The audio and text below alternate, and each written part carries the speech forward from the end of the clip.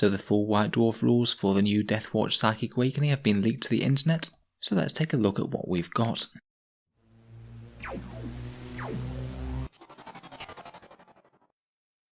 Hello and welcome back to Auspex Tactics, the strategy focused 40k channel, where we're all about getting the most out of our miniatures on the tabletop. So a few days back we had the Deathwatch preview over on the Warhammer community website, which basically teased how Deathwatch's Psychic Awakening update would be combat doctrines, Chaplain listeners, and copy-paste stratagems from the Space Marine Codex. For better or worse, that's essentially all Deathwatch have got out of the Psychic Awakening White Dwarf. I think it does amount to a significant increase in their power on the table, but not really any more interest in terms of flavour for the army, which is a shame. Basically this takes Deathwatch to what Space Marines were before their Codex, and makes them to what Space Marines were after their Codex, but not really giving anything that they have that Space Marines don't have, besides of course all of the toys that they already had. So let's take a look at this White Dwarf update, and talk through the changes one by one. So firstly we have combat doctrines. This really is the big one, and it will make all of the kill teams significantly more killy on the table. It's the standard affair of if you all have the Angels of Death keyword, then you get Devastator Tactical and Assault doctrines for 1 extra AP when you're in those doctrines, and one of the best things about this is that it does mean that you can ally in Deathwatch with any of the other Space Marine chapters out there, and neither of them lose this buff. The combat doctrines for Deathwatch does unfortunately have the old wording prior to the most recent Space Marine FAQ, which sort of locks doctrines cycling you through from Devastator to Tactical to Assault. I strongly expect that this will get patched in an FAQ very quickly. One thing that I was a little bit uncertain about was whether or not they would stack with special issue ammunition, as that's a really common rule that modifies the AP of weapons, and in general combat doctrines don't stack with any such rules. For me this is the biggest surprise of the release, and really quite a welcome one, in that they do stack with this. They call it out as a specific example in the rule. I talked about this a bit in the previous video, but this really just does take your kill team's lethality to the next level. Your Stormbolters can all have wounding on 2+ and AP -1, which is a great recipe for making any non-vehicle target very dead very quickly, and it means that in the Tactical Doctrine you could also be getting AP -3 Stormbolters if they're firing Vengeance rounds, or AP -2 Kraken rounds. I'm a little uncertain as to how this will interact with Intercessor bolt rifles and things like the Kraken and Vengeance rounds, as both of those ammunition types are capped in the amount of AP in their rules. It says that the Vengeance rounds can't ever be better than AP -3, so the question would be whether or not that -3 applies before the combat doctrine effect comes into effect, or whether you take that -3 max, and then after that you can apply an extra -1 to it to make them AP -4.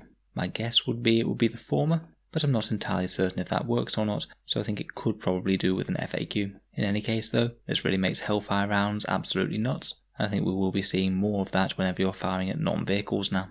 In combination with the cuts that veterans got in recent chapter approved, this really does make the kill team stronger than it's ever been, and it's of particular help to the low AP weapons, either the Stormbolters or the Intercessor auto bolt rifles. Both of those have the most to gain from gaining an extra pip of AP, so I think that they will be fielded more due to this. As we saw previewed, they also get access to the Chaplain listeners from Codex Space Marines, which are exactly as was printed there. Again, I think that the +1 to hit and +1 to wound are going to be the most important for Deathwatch kill teams, though it might be a little bit hard to coordinate with Chaplains, as Deathwatch kill teams often want to be deep striking, so they might have to try and meet Chaplains on the boards to get these buffs off. A little bit awkward, but still should be able to get them to their targets. It certainly gives you other options, not quite as powerful as the standard Space Marine version though, because they can get the Master of Sanctity, who can spout off 2 litanies per turn. I'm still not 100% convinced that Chaplains are going to make it compared with Watchmasters and Captains, but I guess we'll have to see. Next up we have those copy-pasted stratagems from the new Codex Space Marines. No real surprises in this lot. By far, in my opinion, the most important ones are the bolt rifle stratagems, in particular rapid fire for the Deathwatch Intercessor squads, which for 2 command points when used on a max squad of bolt rifle intercessors could net you an extra 20 special issue ammunition shots coming out of them in 1 turn. It's a really good return on investment in my mind, and I think it will make them compete against the standard kill team with the Stormbolters once more. Another really big deal is transhuman physiology, for which regular Deathwatch kill teams and the Primaris version are both ideal targets. Not being able to be wounded by anything more than a 3+ against heavy weapons is really great, seeing as they're big meaty units and the core of your army. Getting additional warlord traits is always great and often worth a command point, so I think Hero of the Chapter will be used. You can potentially gain sniping if you want to pay a lot of command points for the Stalker bolt rifles. and use the auto hitting one for the auto bolt rifles when you're in half range if needed. I quite like Gene Wrought Might as well, which could amp up your Fortis kill team's hitting power, which could be particularly handy if you have a few aggressors along. Some of the more interesting ones are Duty Eternal, which still has the old wording pre-Space Marine FAQ, just showing that this again was written before that, so I suspect that also will be patched.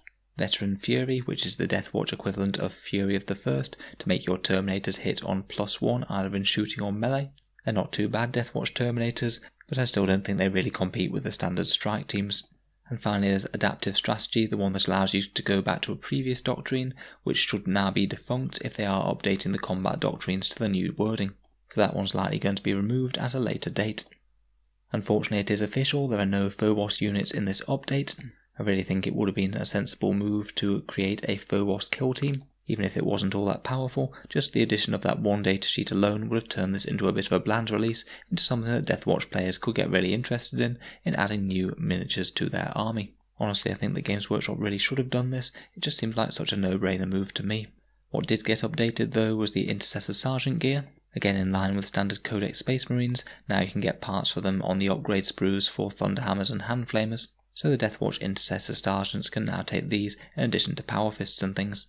Not bad, and it gives you a different way to add melee to your Primaris kill teams. I think aggressors do compete pretty well with them, but if you're wanting big squads of intercessors to use these stratagems on, then it might be a way to get melee in without sacrificing on the number of intercessor bodies.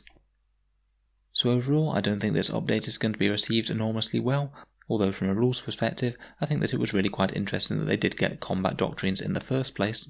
I could have easily seen Games Workshop passing that one over for some sort of weird Deathwatch specific rule, much like the Grey Knights got. In terms of on the competitive scene, I think the Deathwatch kill teams are going to be incredibly scary again now, primarily for the extra AP that they'll be getting when they drop down on turn 2, and also things like rapid fire bolt rifles firing twice, meaning that large numbers of intercessors could be pretty viable for the Deathwatch too.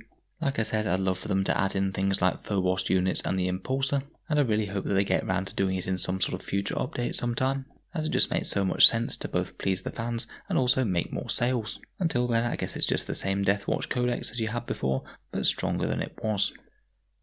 Let me know your thoughts and opinions down in the comments below. It'd be interesting to hear your reactions now we know the full picture. It is a bit of an odd one when Games Workshop can make a faction significantly stronger and still manage to not be too popular when releasing the book. Thanks very much for listening to an Auspex Tactics video. There's plenty of other 40k Tactics content on the channel, so feel free to subscribe or watch some of the other videos if you're interested, and I have new videos coming out every single day.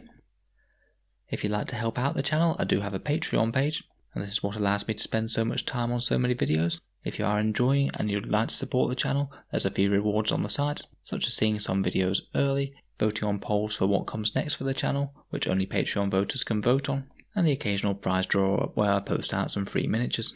If any of that sounds good to you, or you'd just like to help support the creation of new videos, then take a look, and of course a massive thank you to my current Patreons for making this possible.